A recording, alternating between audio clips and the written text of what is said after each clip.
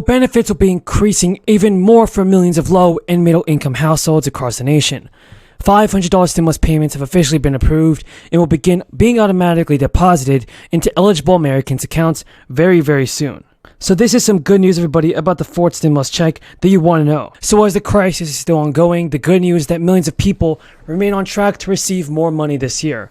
Residents in Maryland are eligible to receive stimulus checks under the State's Relief Act, but thousands of people still have not claimed their cash. Under the measure, qualifying families are entitled to receive $500 checks, which individuals can claim $300 payments. A total of 422,000 Maryland residents are eligible to receive the state payments.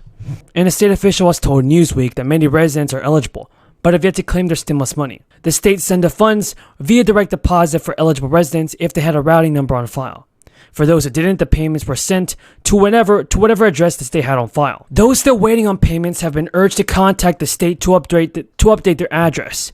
Some more great news for those of you that reside in New Mexico. Surprise new child tax credit payments are on the way to eligible Americans who need some help. New legislation passed in New Mexico last month. It will see bonus checks worth $175 per child to eligible families. The bill, which will also provide a total of $380 million in tax relief, includes a child tax credit boost. The tax credit depends on income level. However, it has not yet been made clear who will qualify. Meanwhile, the IRS has said taxpayers who request a direct deposit on their returns for the year should get their cash in 3 weeks or less. The amount of advanced child tax credit payments you receive during the 2021 is based on the IRS's estimate of the child tax credit amount that you are allowed for the 2021 tax year. The law requires this estimate to be based on two primary sources of information. The first is your 2020 tax return. If the return is not available, the IRS will then refer to your 2019 return. As lawmakers from both parties continue to negotiate on federal stimulus checks this year, many states are continuing to send targeted relief to their residents. Several states have already sent or are in the process of sending stimulus checks, including the governor of Maine. She is working to boost inflation checks by about $250. The governor plans to raise the amount of the inflation stimulus checks this comes after the state commission estimated increase in state revenue. Everybody, the senator has made her own decision to raise the amount of the inflation stimulus checks, following a meeting of the state's Revenue Forecasting Commission. And the panel estimated $411.6 million additional revenue through 2023 of June. So the governor of Maine decided to use half of the estimated increase in revenue to boost the state's inflation stimulus check to $750.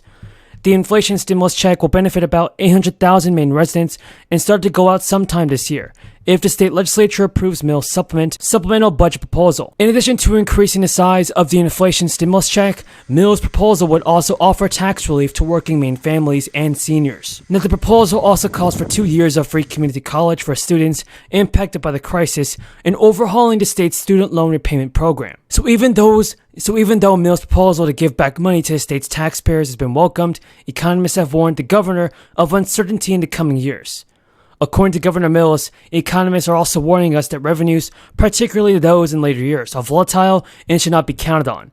Economists have also believed the potential uncertainty in the economy, like rising inflation, it could affect the prices of regular goods. But it becomes even more apparent to give more taxpayers to counter the inflation impact. And Democrats have begun to pick up the pieces of President Biden's stalled domestic agenda. In the State of the Union address, Biden highlighted a variety of provisions that Manchin told NBC News last month he supports, including prescription savings through Medicare negotiations, clean energy, money, and making healthcare insurance funding permanent. Biden called for raising tax on the wealthy and corporations to help lower the deficit, but there are some difficult obstacles that remain. Many Democrats have yet to complete negotiations on several programs. This includes $300 monthly child tax credit payments, paid leave guarantees, and enhanced Medicare benefits. These programs have nearly unanimous support among Democrats, and removing them from the package could spark pushback.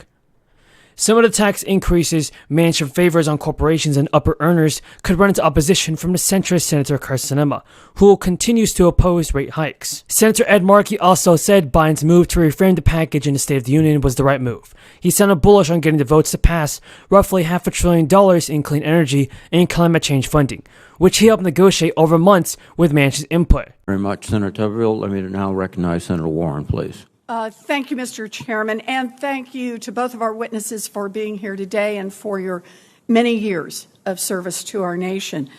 The RAND Corporation, a nonpartisan research organization that studies national security issues, recently published a report that found a number of pitfalls in the way that our military prevents, investigates, and responds to reports of civilian harm, including, and I want to read from the report, DoD is not adequately organized, trained, or equipped to fulfill its current responsibilities for addressing civilian harm, end quote.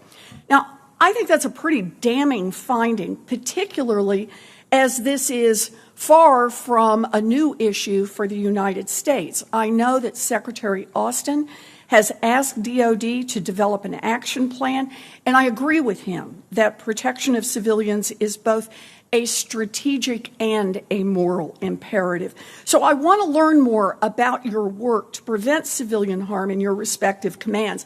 General Townsend, if I can, I'll start with you on this. AFRICOM provides a quarterly report updating the public on the status of all reports of civilian casualties, and it issued one just late last week. What benefit do you see in regular reporting of civilian casualties to the public? Senator, I believe that being transparent is probably, it shows the difference between us and, for example, the Russians in Ukraine right now. So I believe that publishing those reports publicly and regularly on a routine basis is our best tool for gaining the trust of the American public. And I agree with you, and I commend you for doing this. You know, that kind of regular transparency shows that the command is prioritizing and investigating claims of civilian harm. And I'd like to see that kind of regular reporting from all of the combatant commanders. So, General, now let me ask you another question about this. Would you agree that there are several reputable, trusted NGOs and independent observers in civil society that produce reliable reporting on civilian harm? I think I would. Good.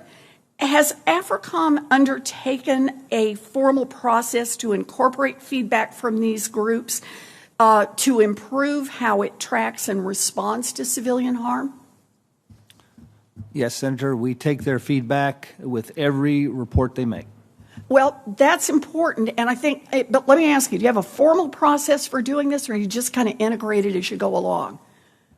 We have a portal that anyone that has access to the internet can report civilian casualties or take exception to our evaluation of those. Good. I'm glad to hear this. You know, these groups can provide essential information not only to accurately